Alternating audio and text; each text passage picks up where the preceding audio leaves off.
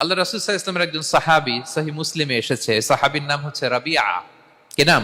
ওনার নাম হচ্ছে রাবিআ ইবনু কাব আল আসলামি রাদিয়াল্লাহু তাআলা আনহু। উনি বলেন, কুনতু আবিতু ইনদা রাসূলিল্লাহ, একবার আমি রাত্রিবেলা রাসূল সাল্লাল্লাহু আলাইহি ওয়াসাল্লামের সাথে ছিলাম। কোনো এক কারণে রাসূলের সাথে রাত কাটিয়েছি।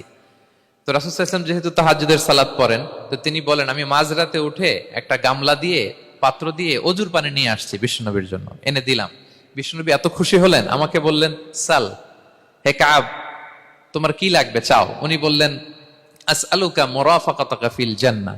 উনি বললেন, ইয়া রাসূলুল্লাহ, আপনি যদি কিছু চাইতেই বলেন তাহলে আমি জান্নাতে আপনার সাথে থাকতে চাই। দেখেন কিভাবে ওনারা সুযোগ কাজে লাগাতেন। অজুর পানি নিয়ে আসছে, বিষ্ণুবী খুশি হয়ে গেলেন, বলেন, তুমি কি চাও? বলে, আসআলুকা মুরাফাকাতাকা ফিল জান্নাহ। বড়টাই চাইছে, ছোটখাটো জিনিস চাই নাই। যে নবী, হে, আমি জান্নাতে আপনার সাথী হতে চাই। বিষ্ণু বললেন, আওয়া গায়রা যালিক, আর কিছু চাও, অন্য কিছু লাগবে? বলতেছে, না, উরিদু যাক, শুধু এইটাই চাই।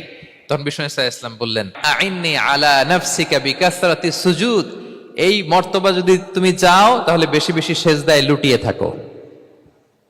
আলাইকা বিকাসরাতি সুজুদ, বেশি বেশি সেজদা দিও। যদি সেজদায় পড়ে থাকতে পারো তাহলে জান্নাতে আমার সাথী হতে পারবা। আল্লাহু আকবার।